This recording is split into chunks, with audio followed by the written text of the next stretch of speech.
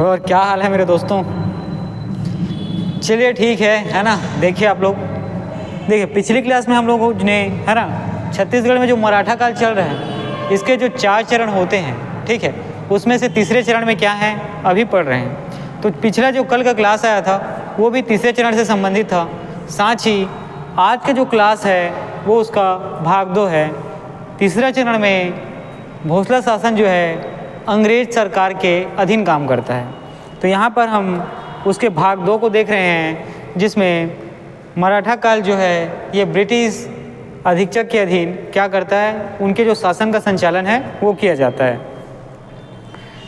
ठीक है, तो चलिए जैसे कि हम लोग पिछली क्लास में आप देखेंगे कि जो कैप्टन एग्न्यू हैं, ठीक है, कैप्टन एग्न्यू जो है दूसरे ब्रिटिश अधीक्षक होते हैं। इनके कार्यकाल के बारे में जो कुछ चीज़ें कुछ हुई थी है ना, इनके द्वारा किस तरीके से काम किया गया प्रशासनिक तौर पे, साथ ही इनका जो है संबंध उस समय मराठा जो शासक हुआ करते थे राजा के बीच किस प्रकार से हुई थी, साथ ही इनके बीच क्या क्या संधि हुई थी, उसके बारे में पिछले वीडियो में हम लोगों ने क्या है पढ़ा हुआ है। तो उसी में अब उसी स्थान से अब हम लोग आगे वीडियो को क्या करेंगे, कंटिन्यू करेंगे और देखेंगे कि जो मराठा शासन है ये ब्रिटिश अधीन के ब्रिटिशों के जो अधीक्षक है जो क्या करते हैं उनके अधीन शासन किया जाता है उनका, वो किस तरीके से होता है और इसका परिणाम जो है आपको इनके जो शासन क्षेत्र में जो अधिकार वाला क्षेत्र होता है किस तरीके से होता है और किस अलग अलग शासन वाले क्षेत्रों में कौन कौन से काम आपको होते हैं, ये सब देखने को मिलेंगे। साथ ही इनके समय में आपको कुछ विद्रोह भी जो है आम लोगों के द्वारा, जमींदार द्वारा, ठीक है, या सूबे के शासक जो होते हैं उनके द्वारा देखने को मिलेगा, ठीक है, उसको बारे में भी हम लोग यहाँ पे डिस्कशन करेंगे। साथ ही जो विरोध प्रदर्शन होता है वो कौन से राजा के समय होता है, कौन से जो ब्रिटिश अधीक्षक है उनके समय होता है, इसके बारे में आप अच्छे से याद रखें, यहाँ से प्रश्न पूछा जाता है। साथ ही जो विरोध प्रदर्शन है या सत्याग्रह है उसका जो है दमन कौन करता है, उसको समाप्त कौन करता है, इससे संबंधित प्रश्न भी आपको प्रश्न में पेपर में देखने को मिलेंगे। तो चलिए कैप्टन एग्न्यू के बारे में देखते हैं। इनके बारे में कल की क्लास में आधी चीज़ें हम लोगों ने पढ़ रखी थी और जो बची हुई चीज़ें उसको आज हम लोग वीडियो के माध्यम से देखेंगे। तो सबसे पहले तो याद रखना है कैप्टन एग्न्यू का जो कार्यकाल है ना, ये है 1818 से 1825 ईस्वी। कितना है तो आपको याद रखना है 1818 से 1825 ईस्वी। और यहाँ पे आप ध्यान देंगे, ठीक है, कि छत्तीसगढ़ में जो ब्रिटिश अधीक्षक होते हैं उसमें सबसे लंबे समय तक सबसे लंबे कार्यकाल जिनका होता है वो कौन होते हैं, कैप्टन एग्न्यू होते हैं। और इन्हीं के कुछ बातें जो है पिछले क्लास के वीडियो में आपको दिया गया, आप उन सब बातों को क्या करेंगे, पढ़ेंगे, क्योंकि उनको दोबारा रिपीट करना है ना समय की बर्बादी है। तो चलिए आगे बढ़ते हैं। अब देखेंगे इनके समय में कुछ विरोध प्रदर्शन जो है अलग अलग क्षेत्रों में होता है। साथ ही ये आदमी जो है बहुत ही चिंतित होता है, क्योंकि जब ये शासन का भार जो है क्या करता है, ग्रहण करता है, और जब उसका ये त्याग करता है, कहने का मतलब 1818 से लेकर 1825, तो इस जब तक ये शासन करता है तब तक यहाँ पे आपको विरोध प्रदर्शन क्या होता है देखने को मिलता है। तो ये बेचारा क्या मानसिक रूप से बहुत ही प्रताड़ित रहता है विरोध प्रदर्शन को देख के, ठीक है। तो चलिए आपको सबसे पहले तो याद रखना है कि 1818 में कैप्टन एग्न्यू के शासनकाल के ही समय नवागढ़ में क्या होता है, विद्रोह होता है। आपको स्थान याद रखना है कहाँ, तो नवागढ़ में। और जो विद्रोह किया जाता है वो विद्रोह करता कौन है, तो आप याद रखेंगे नाम है महारसिया, ठीक है, बहुत ही अच्छा नाम है महारसिया। और ये जो है नवागढ़ के जमींदार होते हैं। चलिए यहाँ पर आप लोगों ने क्या देखा, सबसे पहले तो आपको याद रखना है कि विद्रोह जो होता है उसका टाइम याद रखना है आपको 1818 है, ठीक है। विद्रोह का जो टाइम है वो कब है, तो 1818, जब ये शासन का क्या करते हैं, पदभार ग्रहण करते हैं। उसी समय इनका माथा खराब यहाँ से हो जाता है कि जब ये जैसे ही पदभार ग्रहण करते हैं विद्रोह होता है इनके शासन क्षेत्र के अंतर्गत, जहाँ नवागढ़ है, आपको याद रखना है। तो नवागढ़ में जो विद्रोह होता है ये किसके शासनकाल में हो, तो आपको याद रखना है कैप्टन एग्न्यू के। और जो विद्रोह करता होते हैं वो नाम है, जो विद्रोह जिन व्यक्ति के द्वारा किया जाता है, महारसिया, है ना, क्या नाम है, तो महारसिया। और ये जो है क्या होते हैं, तो नवागढ़ के जमींदार होते हैं, ठीक है। महारसिया जो है नवागढ़ के जमींदार होते हैं। इन बातों को आपको याद रखना है। चलिए देखते हैं अब ये जब तक शासन करते हैं, है ना, जिस दिन इन्होंने शासन का क्या किया, पदभार ग्रहण किया 1818 से लेकर 1825 तक, ठीक है। लगभग इनके पूरे शासनकाल के दौरान गोंडों के द्वारा विद्रोह किया जाता है, जिसको गोंड विद्रोह के नाम से जाना जाता है। बेचारा बहुत ही थका हारा सा, क्या मायूस सा हो जाता है। इसके शासनकाल के दौरान इतने विद्रोह देखने को मिलते हैं, ठीक है। तो इसमें जो अगला विद्रोह था वो क्या है, 1818 से लेकर 1825 तक, जब से ये शासन का पदभार ग्रहण करते हैं और जब इनका शासन का जब क्या होता है समापन होता है, तब तक गोंडों के द्वारा विद्रोह किया जाता है, जिसको गोंड विद्रोह के नाम से जाना जाता है। और ये विद्रोह जो है धमधा के गोंड राजा के द्वारा किया जाता है। इम्पोर्टेंट है, आपको याद रखना है कि 1818 से लेकर 1825 तक, है ना, कैप्टन एग्न्यू के शासनकाल में आपको गोंड जनजाति के द्वारा विद्रोह देखने को मिलेगा और इसका नेतृत्व किया जाता है धमधा के जो गोंड राजा होते हैं उनके द्वारा। चलिए ठीक, अब इसी में आगे बढ़ते हैं और 1819 को आप देखेंगे कि सोना खान का विद्रोह होता है, ठीक है। किसका, तो सोना खान का विद्रोह होता है। और ये विद्रोह का किया किनके द्वारा होता है, तो आपको याद रखना है विद्रोह के नेतृत्व करता होते हैं रामसाय, ठीक है। विद्रोह का जो नेतृत्व करता है इसका नाम क्या है, तो रामसाय। और इसका दमन कौन करता है, दमनकर्ता का नाम है कैप्टन मैक्सन, ठीक है। सोना खान के विद्रोह का जो दमन करता है उसका नाम क्या है, तो कैप्टन मैक्सन।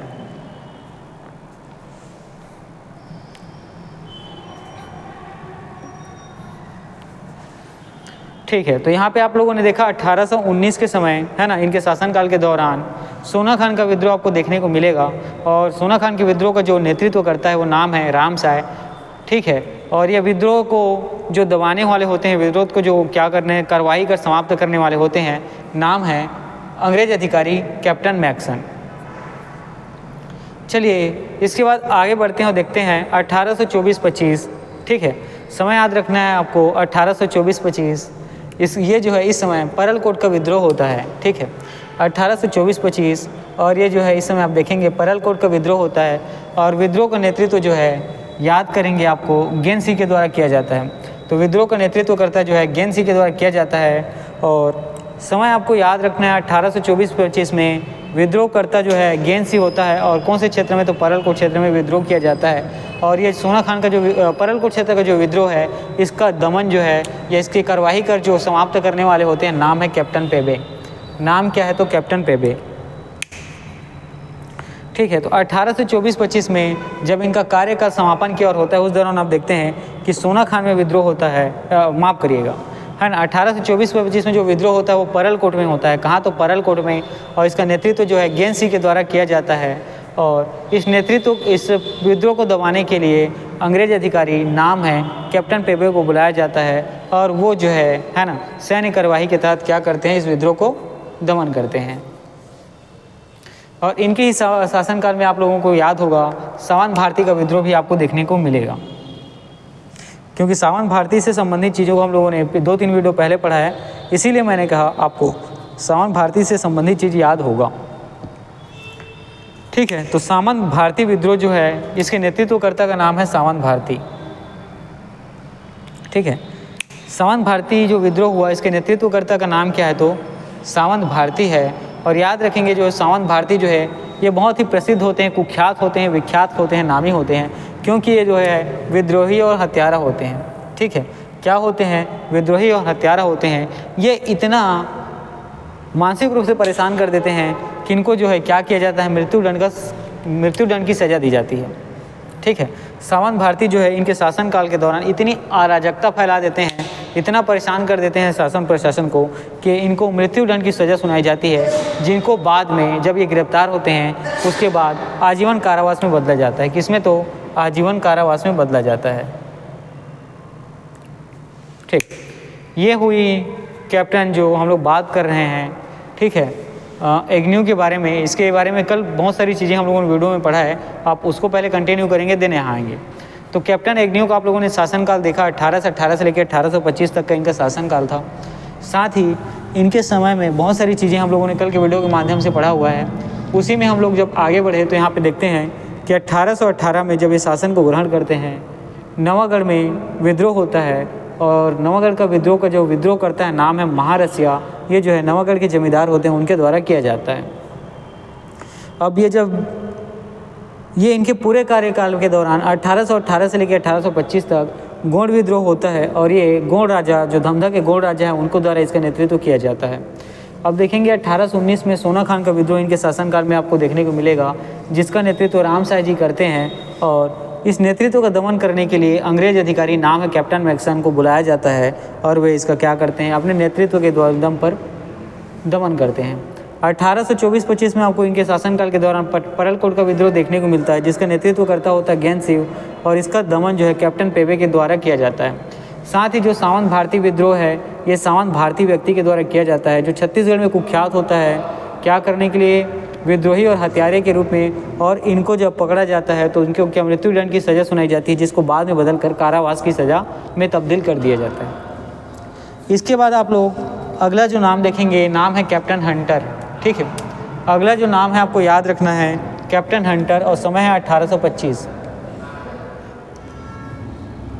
ठीक है, इसके बाद जो अगला आने वाले जो ब्रिटिश अधीक्षक हैं, नाम है कैप्टन हंटर, और इनका शासनकाल आपको याद रखना है 1825 का समय होता है। ज़्यादा कुछ बेचारे कर नहीं पाते हैं, ठीक है, इसीलिए इनके काम के बारे में यहाँ दिया गया है। यहाँ कुछ भी नहीं दिया गया है, निठल्ले टाइप के रहे होंगे बेचारे, है ना, बैठे रहे होंगे, क्योंकि ब्रिटिश अधीक्षक थे, ज़्यादा कुछ अब क्या कहें इनके बारे में। तो फिर याद रखना, फिलहाल आप इतना ही याद रखना, नाम है कैप्टन हंटर। 1825 में ये क्या थे, ब्रिटिश अधीक्षक के पदों के क्रम में क्या थे, शासनकाल इनको मिला हुआ था।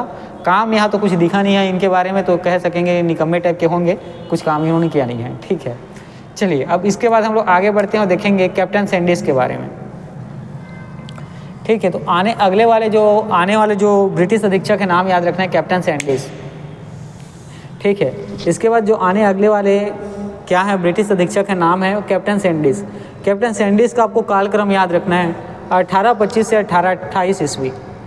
ठीक है, तो कैप्टन सैंडिस का आपको जो समय था छत्तीसगढ़ में ब्रिटिश अधीक्षक के तौर में काम करने का आपको याद रखना है, वो समय होगा 1825 से लेकर 1828। ठीक है, अपडेट आपको याद रखना है 13 दिसंबर 1826 को कैप्टन सैंडिस के शासनकाल के दौरान अंग्रेजों और जो रघुजीत भोसले जो भोसला शासक होते हैं, उनके मध्य एक संधि संपन्न होता है। ठीक है, तो कैप्टन सैंडिस के कार्यकाल के दौरान आपको डेट याद रखना है 13 दिसंबर 1826 को जो अंग्रेज होते हैं, है ना, कैप्टन सैंडिस को अंग्रेज क्या थे, ब्रिटिश अधीक्षक थे, तो इनके बीच और रघुजीत तृतीय के मध्य आपको संधि संपन्न होते हुए दिखेगी। साथ ही नागपुर शासन में रघुजीत तृतीय का अधिकार क्षेत्र जो है आ जाता है, लेकिन नियंत्रण जो है ये जो है इस संधि के तहत अंग्रेजों के पास ही रहता है। ठीक है, 13 दिसंबर 1826 को आप कैप्टन सैंडिस को देखते हैं कि इनके और रघुजीत तृतीय के मध्य क्या होता है, एक संधि संपन्न होता है, और संधि के तहत जो है नागपुर का शासन जो है रघुजीत तृतीय के क्या होता है, अधिकार क्षेत्र में आ जाता है, लेकिन उस पर नियंत्रण जो है वो जो है अभी भी किनका रहता है, तो अंग्रेजों का रहता है। ठीक है, तो यहाँ पे आप लोगों ने दो चीज़ों के बारे में देखा, ब्रिटिश अधीक्षक कैप्टन हंटर के बारे में, आपको सिर्फ उनका समय याद रखना है 1825। उसके बाद हम लोग जो आगे बढ़ते हैं तो कैप्टन सैंडिस से संबंधित कुछ बातों को यहाँ पे देखते हैं, जिसमें देखने को मिलेगा 13 दिसंबर 1826 का समय, जब इनके और रघुजीत तृतीय के मध्य संधि क्या होता है, संपन्न होता है, जिसके तहत जो भोसलों का नागपुर का शासन क्षेत्र है, ये रघुजीत तृतीय को उनके अधिकार में क्या किया जाता है, दिया जाता है, लेकिन उस पर नियंत्रण जो है क्या किया जाता है, अंग्रेजों का ही रहता है। ये वैसा ही है जैसे कि एक व्यक्ति को खाना दे दिया जाए, लेकिन उसको क्या खाना है इस पर नियंत्रण दूसरे का हो। इसी तरीके का काम यहाँ पे कैप्टन सैंडिस के समय आपको देखने को मिलेगा कि शासन तो भले ही रघुजीत तृतीय को दे दिया गया है, लेकिन उसका शासन कैसे करना है ये कौन करता था, तो उसका शासन करता था अंग्रेजों के द्वारा। देखिए, समझिए उन हालातों को, है ना। चलिए फिर आगे बढ़ते हैं, इसमें देखिएगा कि कैप्टन सैंडिस के समय ही आपको छत्तीसगढ़ में जो अंग्रेजी वर्ष है ना, अंग्रेजी वर्ष कहने का मतलब जो वर्तमान का कैलेंडर है ना, जनवरी फरवरी, मतलब जिसको बोलते हैं जनवरी फरवरी मार्च अप्रैल मई जून। ठीक है, ये जो चीज़ें हैं तो छत्तीसगढ़ में इनके समय ही आपको क्या देखने को मिलेगा, अंग्रेजी वर्ष जारी किया गया। ठीक है, तो कैप्टन सैंडिस के समय ही आपको देखने को मिलेगा कि छत्तीसगढ़ में अंग्रेजी वर्ष जो है इन्हीं के शासनकाल के दौरान क्या किया गया था, तो जारी किया गया था। कैप्टन सैंडिस के शासनकाल के दौरान आप लोगों ने क्या देखा कि छत्तीसगढ़ में अंग्रेजी वर्ष जारी किया गया था। साथ ही जो है एग्न्यू की तुलना में, है ना, इसके पहले जो ब्रिटिश अधीक्षक थे, नाम क्या है, कैप्टन एग्न्यू, समय था 1818 से 1825, तो उनकी तुलना में, है ना, इनको जो है किनको, तो कैप्टन सैंडिस को अधिक अधिकार, अधिक शक्तियाँ प्रदान की गई। ठीक है, तो कैप्टन सैंडिस को कैप्टन एग्न्यू की तुलना में अधिक शक्तियाँ, अधिक अधिकार क्या किए गए, प्रदान किए गए। साथ ही कैप्टन सैंडिस के बारे में याद रखना है, इनको सैनिक और असैनिक, है ना, दोनों ही प्रकार के अधिकार जो है क्या कर दिए गए, सौंप दिए गए थे। कैप्टन सैंडिस के बारे में आपको याद रखना है कि इनके शासनकाल के दौरान इन्हें सैनिक और असैनिक दोनों ही प्रकार के जो अधिकार हैं इनको सौंप दिए गए थे। इसी में देखिएगा कि अंग्रेजी जो भाषा होता है इसका सरकारी कामकाज में क्या किया गया, इस्तेमाल जो है या सरकारी माध्यम में प्रयोग जो है कैप्टन सैंडिस के समय में ही हुआ है। तो अंग्रेजी भाषा का सरकारी कामकाज में प्रयोग जो है ये किसके समय देखने को मिलता है, तो आपको याद रखना है कैप्टन सैंडिस के समय, ठीक है। तो अंग्रेजी भाषा का छत्तीसगढ़ी के जो सरकारी कामकाज है उसमें माध्यम आपको कब देखने को मिलेगा, तो कैप्टन सैंडिस के शासनकाल के दौरान ही, ठीक है। तो अंग्रेजी भाषा का प्रयोग किनके समय हुआ, तो कैप्टन सैंडिस के कार्यकाल के दौरान ही।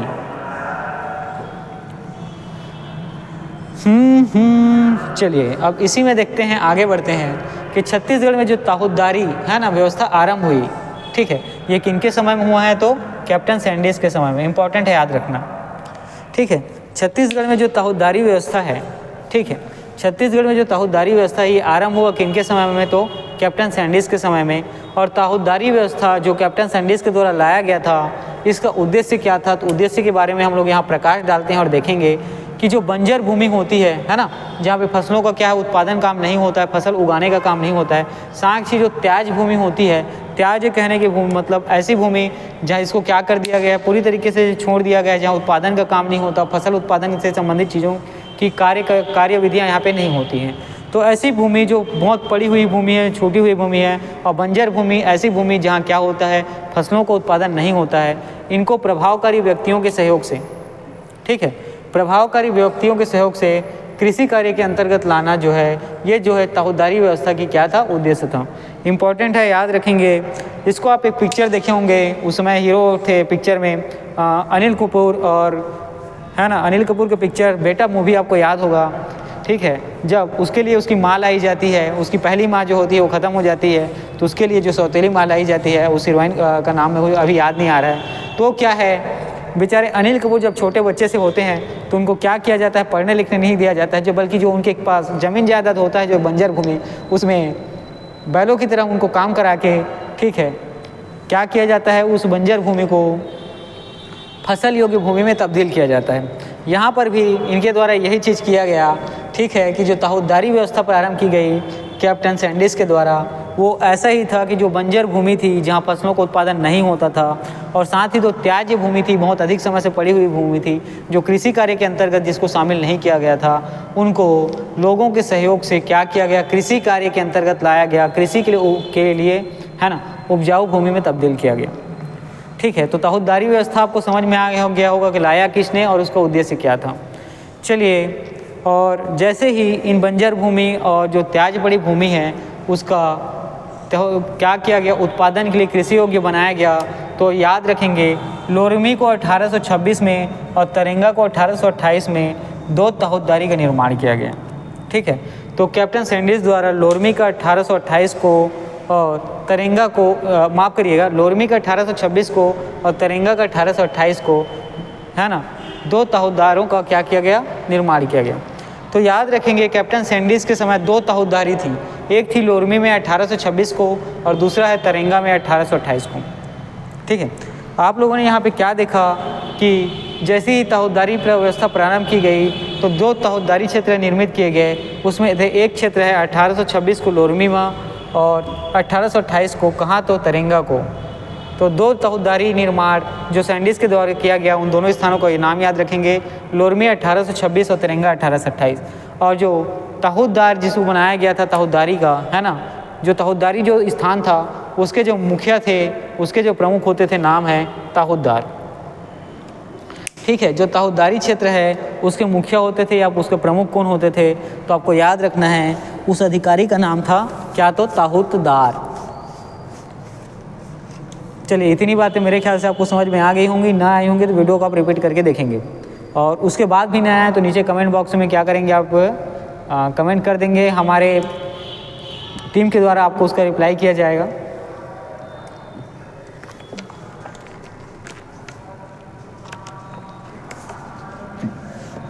तो कैप्टन सैंडिस के समय आप लोगों ने देखा कि लोरमी को 1826 में और तरेंगा को 1828 में 2 ताहूदार बनाए गए और इसके लिए जो ताहूदारी का निर्माण किया गया और इसके देख रेख के लिए जो प्रमुख व्यक्ति होते थे नाम है ताहूदार। साथ में नाम के साथ आपको याद रखना है ताहूदार क्या होता है, एक पद है, ठीक है। और छत्तीसगढ़ में डाक तार व्यवस्था है ना जी, पोस्ट ऑफिस डाकिया जानते हो ना, हाँ बस वही चीज़ है ये, ठीक है। तो छत्तीसगढ़ में डाक तार व्यवस्था भी प्रारंभ किसने किया, तो नाम आपको याद रखना है कैप्टन सैंडिस ने, ठीक है। और इनके समय में आपको कुछ विवाद देखने को मिलते हैं करौन क्षेत्र के राजा और किनके बीच, बस्तर क्षेत्र के राजा के जमींदार के बीच, ठीक है। देखिए करौंद राजा और बस्तर के जो जमींदार हैं उनके बीच क्या होता है, विवाद जो है इनके शासनकाल के दौरान चलता है।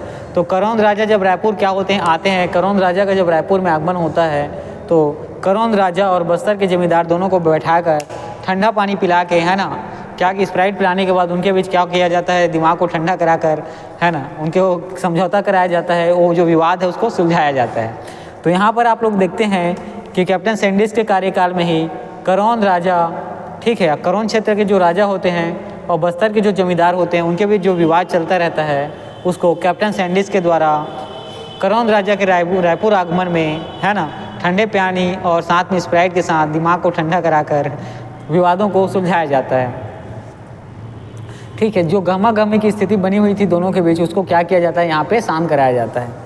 तो देखिए जो विवाद था करौंद और बस्तर जमींदार के बीच उसका निपटारा जो है किसके द्वारा करवाया जाता है, तो आपको याद रखना है कैप्टन सैंडिस के द्वारा। इसी में हम लोग आगे बढ़ते हैं और देखेंगे कि कैप्टन सैंडिस जो है जमींदारों को भेंट देने की जो प्रथा थी उसको क्या करते हैं, उसका अंत कर देते हैं। वैसे भी ये लोग भेंट के स्वरूप देते क्या थे, ये लोग भारतीयों से ही लेकर, जमींदारों से ही लेकर उस चीज़ों को क्या करते थे, देते थे। तो ठीक है, तो जमींदारों को जो भेंट है ना इनके द्वारा प्रदान किया जाता था उसको क्या किया गया है, उस प्रथा को इन्होंने क्या कर दिया, बंद कर दिया, समाप्त कर दिया, अंत कर दिया। लेकिन वो लेके किससे देते थे, तो आपको याद रखना है वो यहीं के जमींदारों से ही क्या करते थे, उस चीज़ को लेते थे फिर वापस कर देते थे, ठीक है। मतलब यहाँ पे आपको देखने को मिलेगा कि भारत के द्वारा ही लिए गए चीज़ों का ही भारत में क्या करते थे, यहाँ पे आपको भेंट प्रथा के तहत दिया जाता था। अब इसके बाद जो अगले ब्रिटिश अधीक्षक आते हैं, नाम ही आपको याद रखना है कैप्टन विल्किंसन 1828 ईस्वी को, ठीक है। इसके बाद जो अगले आने वाले ब्रिटिश अधीक्षक है नाम है कैप्टन विल्किंसन 1828 ईस्वी को, ठीक है।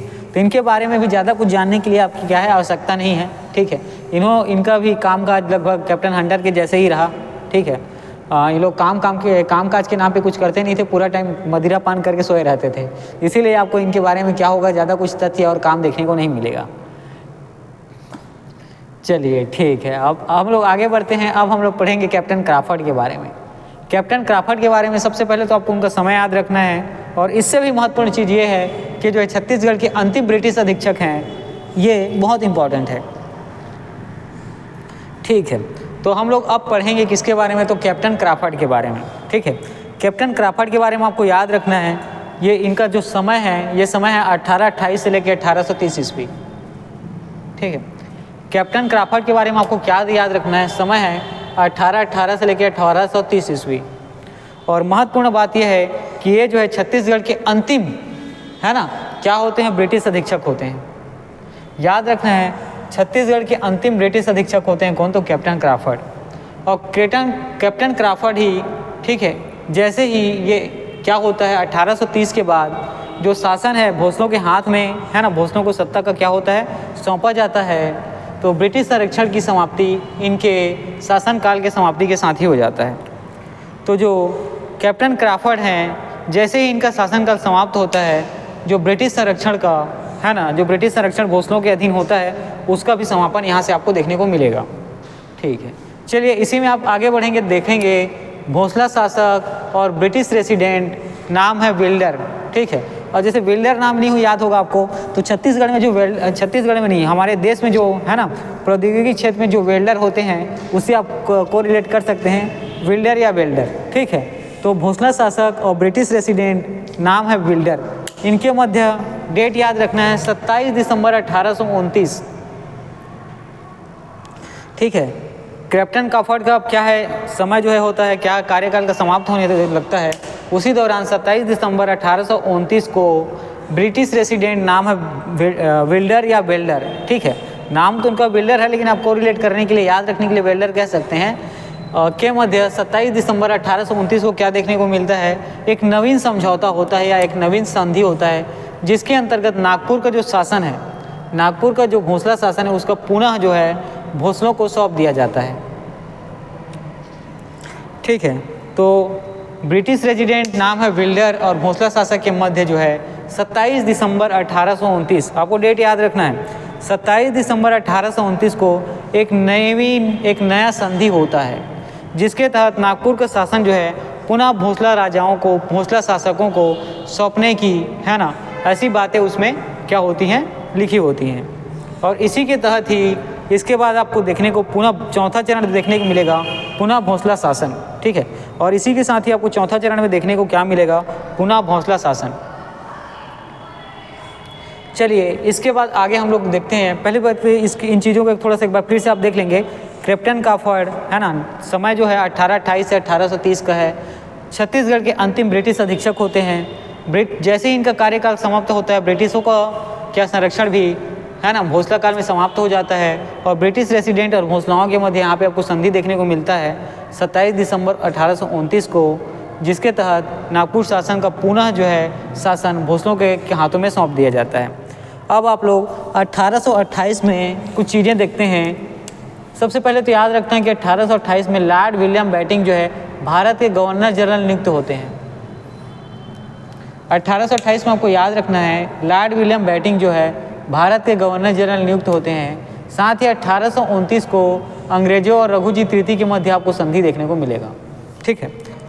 इनके शासनकाल के दौरान, कैप्टन काफड़ के शासनकाल के दौरान अंग्रेजों और रघुजी तृतीय के मध्य आपको क्या देखने को मिलेगा, संधि देखने को मिलेगा। इसके पहले हम लोगों ने कैप्टन काफड़ के बारे में यहाँ पे क्या देखा था कि 27 दिसंबर 1829 को ब्रिटिश रेसिडेंट विल्डर और किंग के मध्य संधि होता है। ये उसी चीज़ है, वही है ना, उसी तथ्यों को हम लोग आगे यहाँ पे पढ़ रहे हैं। वो होता है रघुजी तृतीय के मध्य, है ना, भोसला शासक रघुजी तृतीय के मध्य। और इस संधि के तहत ही रघुजी तृतीय को छत्तीसगढ़ शासन क्या बताइए आप लोग ही, है ना, रघुजी तृतीय को छत्तीसगढ़ शासन का जो अधिकार है, आधिपत्य है, ये अंग्रेजों के द्वारा सौंप दिया जाता है। और रघुजी तृतीय यहाँ पे क्या करते हैं, जिलेदार के माध्यम से छत्तीसगढ़ के जो प्रशासन है उसका संचालन करते हैं, ठीक है। तो 1829 जो 27 दिसंबर 1829 को विल्डर और रघुजी तृतीय के मध्य क्या होता है, संधि के होता है, और इसी संधि के तहत शासन जो है भोसलों को सौंपा जाता है। तो 1829 को आप लोगों ने यहाँ पे देखा कि जैसे ही शासन रघुजी तृतीय को क्या कर दिया जाता है, भोसला शासक को सौंप दिया जाता है।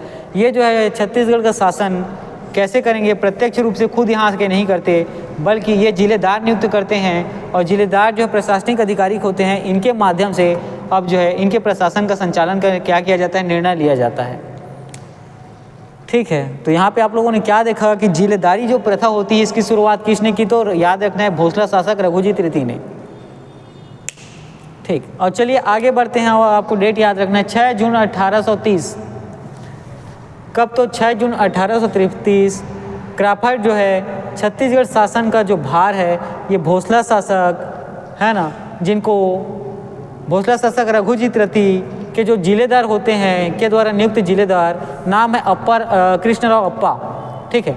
नाम क्या है तो आपको याद रखना है, कृष्णराव अप्पा, इनको सौंप देते हैं। और ये रायपुर में, ठीक है, जिलेदार का मुख्यालय का क्या किया जाता है, स्थापना किया जाता है। यहाँ पर आप लोगों ने 1828 में देखा कि लॉर्ड विलियम बेटिंग को भारत का गवर्नर जनरल नियुक्त किया गया। साथ ही 1829 को ब्रिटिश जो विल्डर है ना, और रघुजी तृतीय के मध्य संधि समझौता होता है, जिसके तहत अब आने वाले समय में जो शासन का संचालन है, ये जो है रघुजी तृतीय भोसला शासक को सौंप दिया जाता है। और रघुजी तृतीय जो है यहाँ पर प्रत्यक्ष रूप से आते नहीं हैं, बल्कि जिलेदार को नियुक्त किया करते हैं छत्तीसगढ़ में शासन करने के लिए। और वो पहले जिलेदार हैं, नाम आपको याद रखना है, कृष्णराव अप्पा।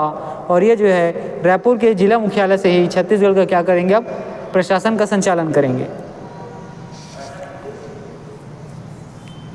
चलिए यहाँ पे एक क्विक रिवीजन और करते हैं। यहाँ पे आपको याद रखना है कैप्टन एग्न्यू के बारे में। समय है इनका 18 से लेकर 1825। छत्तीसगढ़ में सबसे लंबे समय तक सबसे लंबे कार्यकाल इनका ही रहता है। उसके बाद 1818 को आप याद रखेंगे कि नवागढ़ का विद्रोह होता है इनके कार्यकाल के दौरान, और विद्रोह करता है महारसिया जो जमींदार होते हैं वो। उसके बाद देखेंगे 1818 से 1825 का समय, इनके शासनकाल के दौरान गोंड विद्रोह आपको देखने को मिलेगा, और गोंड विद्रोह जो है गोंड राजा जो धमधा के होते हैं उनके द्वारा किया जाता है। आगे हम लोग बढ़ें और देखें 1819 में सोना खान का जो विद्रोह होता है, ये विद्रोह जो है रामसाय के द्वारा किया जाता है। विद्रोह का नेतृत्व जो है रामसाय के द्वारा किया जाता है, सोना खान का विद्रोह जो है, और इसके दमन करता होते हैं कैप्टन मैक्सन।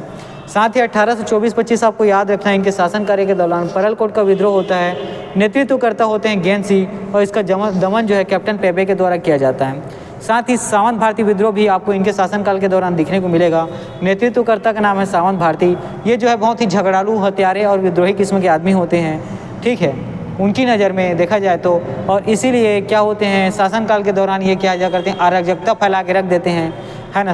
सभी तरीके का माहौल जो है ये क्या करते हैं, गड़बड़ करके रखते हैं, जिसके कारण इनको मृत्युदंड की सज़ा जब गिरफ्तार होता है तो दी जाती है, लेकिन उसको बाद में मृत्युदंड को बदल कर आजीवन कारावास की सज़ा में तब्दील कर देते हैं।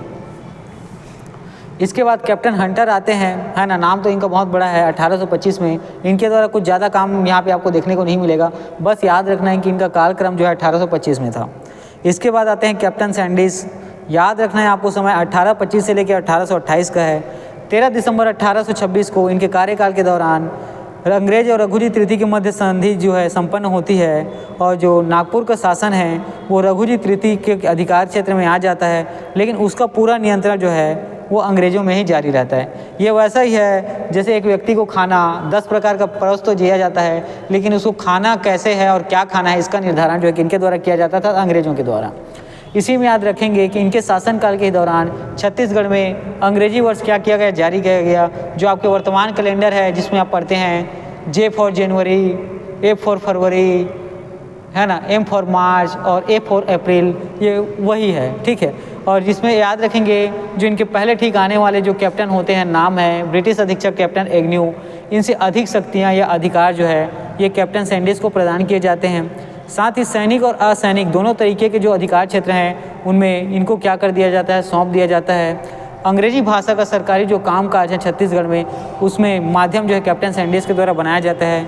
छत्तीसगढ़ में ताहुद्दारी प्रथा की शुरुआत भाई कैप्टन सैंडिस के द्वारा किया जाता है।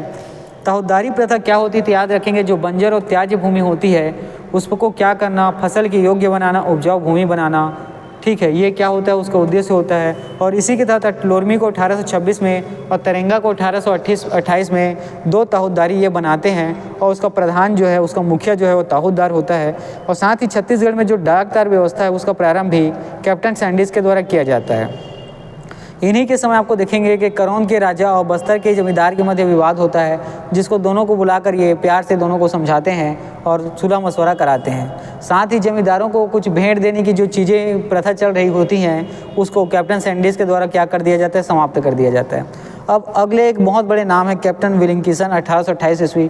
बस इनका नाम ही है, आपको नाम ही याद रखना है, ये काम के नाम से नहीं जाने जाते, बस अपने नाम के नाम से जाने जाते हैं, ठीक है। चलिए फिर आगे बढ़ते हैं। अब याद रखना है कैप्टन क्राफर्ड का नाम। समय है 1828 से लेकर 1830 का। ये जो है छत्तीसगढ़ के अंतिम ब्रिटिश अधीक्षक होते हैं। साथ ही ब्रिटिश संरक्षण की समाप्ति जो है इनके कार्यकाल जैसे ही समाप्त होता है, ब्रिटिश संरक्षण भी समाप्त हो जाता है।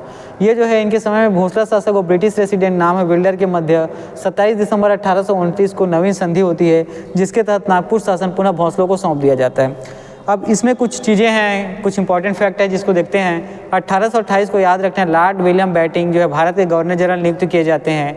1829 को अंग्रेजों विल्डर और रघुजी तृतीय के मध्य आपको संधि देखने को मिलता है, जिसके तहत शासन जो है अब रघुजी तृतीय को सौंप दिया जाता है। और रघुजी तृतीय जो है शासन को अपने अधिकार क्षेत्र में लेकर जिलेदार के माध्यम से छत्तीसगढ़ में शासन का क्या करते हैं, संचालन करते हैं। 6 जून 1830 को क्राफर्ड जो है छत्तीसगढ़ के शासन का कार्यभार जो है, जो रघुजी तृतीय द्वारा नियुक्त जो जिलादार होता है उसको सौंप कर नाम है कृष्णराव आपा को सौंप दिया जाता है। और ये जो है रायपुर के मुख्यालय से ही, रायपुर के जिले मुख्यालय से भी क्या करते हैं, कार्य का संचालन करते हैं। देखिए ये सब जो है हम लोग तीसरा चैनल जो सभी ना माफ़ करिएगा, ये जो तीसरा चैनल चल रहा था ब्रिटिश अधीन मराठा शासन का, उसके बारे में आज जो है तीसरे चैनल की पूरी बातें है ना यहाँ से कंप्लीट हो गई। साथ ही जितनी भी बातें आप इसको अच्छे से पढ़ेंगे, याद रखेंगे, क्योंकि यहाँ से प्रश्न आने की संभावना आपको प्रश्न में है और साथ ही आने वाले पेपर में यहाँ से प्रश्न आपको देखने को मिलेंगे। तो चलिए ठीक है, आज का क्लास यहीं पे एंड करते हैं। ठीक है, तो आप इतनी ही बातों को क्या करेंगे, इतने जो फैक्ट हैं, तथ्य हैं जो है, इसको अच्छे से पढ़ेंगे। साथ ही इसका जो पहला पार्ट है उसको भी आप क्या करें, अच्छे से पढ़ें। और इसके बाद आने वाले समय में हम लोग देखेंगे, है ना, अभी कुछ समय बाद या सेकेंड टाइम में आपको करेंट अफेयर के क्लास यहाँ से मिलेंगे। तो जितनी भी चीज़ें आपको क्लास में कराई गई उन सब चीज़ों को आप अच्छे से पढ़ें, उसका रिवीजन करें। ठीक है, तो चलिए अभी का क्लास हम लोग यहीं पे एंड करते हैं। इसके बाद आने वाले क्लास में इससे आगे चीज़ों के बारे में देखेंगे, है ना, क्योंकि जैसे ही आगे चीज़ों के बारे में हम लोग पढ़ेंगे आपको देखने को मिलेगा यहाँ से जो पुनः भोसला शासन जो भोसलों के हाथ में आता है उसके बारे में पढ़ेंगे। चलिए ठीक है, आज का क्लास हम लोग यहीं पर एंड करते हैं।